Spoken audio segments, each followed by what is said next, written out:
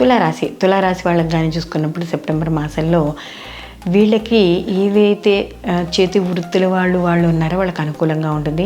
అలాగే కళారంగాల్లో ఉన్న వాళ్ళకి, లలిత కళల్లో ఉన్న వాళ్ళకి, వీళ్ళందరికీ కూడా మంచి అవకాశాలు, ఆదాయ మార్గాలు పెరగడం అనేది జరుగుతుంది.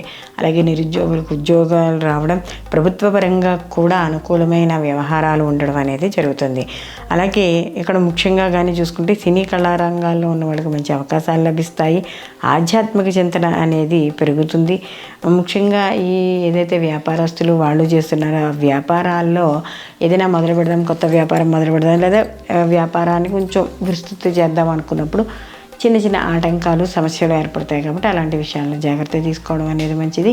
అలాగే తల్లిదండ్రుల ఆరోగ్యాలు కొంత ఊరటనివ్వడం అనేది జరుగుతుంది.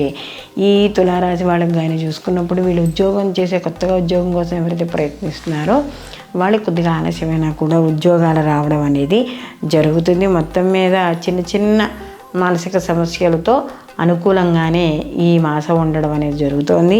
ఈ మాసంలో వీళ్ళు మరింత మంచి ఫలితాలు పొందడానికి ప్రతి నిత్యము కూడా వీళ్ళు అమ్మవారికి ఆరాధన చేసుకోవడం, అది దుర్గ అవ్వండి లేకపోతే లలిత అవ్వండి, ఎవరైనా సరే ఆరాధన చేయడం ద్వారా మరిన్ని మంచి ఫలితాలు పొందుతారు.